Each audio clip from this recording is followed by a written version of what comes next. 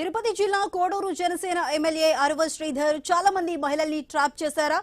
రోజుకో twist, పూటకో video విడుదలవుతున్నాయి. తనతో పాటు మరికొందరు మహిళలతో అరవ శ్రీధర్ అసభ్యకరంగా చాటింగ్ చేసిన డీటెయిల్స్ ను మహిళా ఉద్యోగి బయటపెట్టారు.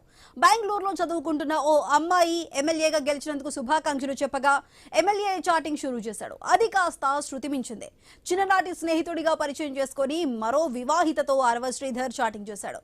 తనతో కాసేపు గడపాలని కోరటంతో ఆమె సీరియస్ అయింది. ఎమ్మెల్యే నుంచి ఇలాంటి మాట ఊహించలేదని మండిపడింది. చాలా మందిని అరవ శ్రీధర్ ట్రాప్ చేశాడని మహిళా ఉద్యోగి ఆరోపించారు.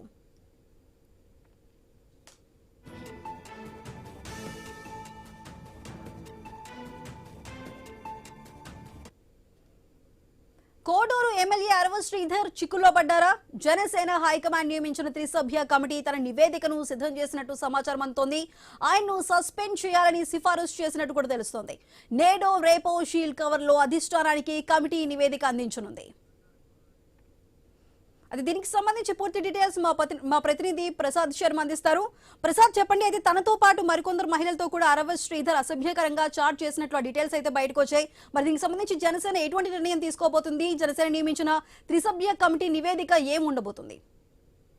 సుధా, గత 10 రోజులుగా సాగుతున్నటువంటి ఎమ్మెల్యే అరవ శ్రీధర్ రాత్రిల వ్యవహారం మనం చూస్తున్నాం. ఒక రోజుకొక వీడియో విడుదలవుతూనే ఉంది. ఏదైతే ఆరోపణలు చేస్తున్నటువంటి మహిళా ఉద్యోగి తాజాగా ఇంకొక 2 చాటింగ్ వీడియోలను విడుదల చేశారు. అందులో ఏదైతే అరవ శ్రీధర్ తనతోనే కాకుండా ఇతర మహిళలతో చాటింగ్ చేసేటువంటి వీడియోను విడుదల చేశారు. ఆయన ఎమ్మెల్యే అయ్యాక తనలాగే ఇంకొక అమ్మాయి బెంగళూరు నుంచి చాట్ చేస్తూ శుభాకాంక్షలు చెప్పినటువంటి ఒక యువతితో అతను వ్యవహరించిన తీరు ఎలా ఉందో చూడండి అంటూ కూడా వీడియోను విడుదల చేయడం జరిగింది. అట్లాగే ఇంకో మహిళతో కూడా పెళ్లినటువంటి మహిళతో ఇదే రకంగా అసభ్యంగా చాటింగ్ చేస్తూ కూడా ఆయన అరవ శ్రీధర్ వ్యవహారంగా ఉన్నట్టు కూడా ఆ మహిళా ఉద్యోగి విడుదల చేసినటువంటి వీడియో చాటింగ్ లో మనకు కనిపిస్తుంది. మొత్తానికి జనసేన పార్టీ నిర్మించినటువంటి త్రిసభ్య కమిటీ గత మంగళవారం విచారణ కమిటీ అరవ శ్రీధర్ నుంచి ప్రత్యేకమైనటువంటి వివరణ తీసుకున్నప్పటికీ కూడా తీసుకున్న కొద్ది గంటల తర్వాతనే ఆయన మీద కేసు నమోదైన ఆయన హైకోర్టుకు వెళ్లి దాన్ని ఊరట పొందారు. అయితే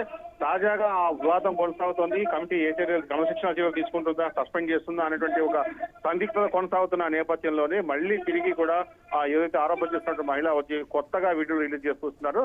తర్వాత కమిటీ అయిపోయిన విచారణ ముగిసిన మరుసటి రోజు కూడా ఒక వీడియో రిలీజ్ చేశారు. ఇద్దరు కలిసి కారులో హాయిగా వెళ్తున్నటువంటి ఒక వీడియో కూడా ఆమె విడుదల చేసి సంచలనం రేపారు. అలా రోజు తన దగ్గర చాలా వందల కొద్ది అరవ శ్రీధర్ రాష్ట్రీయ వ్యవహారాలకు సంబంధించిన వీడియోలు ఉన్నాయని గతంలో చెప్పింది.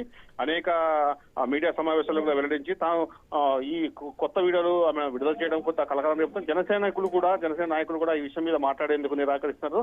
ఎందుకంటే రోజుకో వ్యవహారం వీడియో వెలుగు చూస్తే దానికి సమాధానం చెప్పలేము. మేము మొత్తం మా దగ్గర ఉన్న సమాచారం పూర్తిగా త్రిసభ్య కమిటీ ముందుంచాము. త్రిసభ్య కమిటీ ఇచ్చిన నివేదిక ఆధారంగా పార్టీ నిర్ణయం తీసుకోబోతుంది. పార్టీ నిర్ణయం తీసుకున్న మేరకే చర్యలు ఉంటాయని కూడా చెప్తున్నారు. అదేవిధంగా అరవ శ్రీధర్ కూడా మన మీడియాతో మాట్లాడుతున్న సందర్భంలో కూడా పార్టీ అధిష్టానం ఏ నిర్ణయం తీసుకుంటే ఆ నిర్ణయాన్ని కట్టుబడి ఉంటారని, తర్వాతే జనబాహుల్యకు వస్తానని చెప్పడం జరిగింది. Right Prasad, thank you.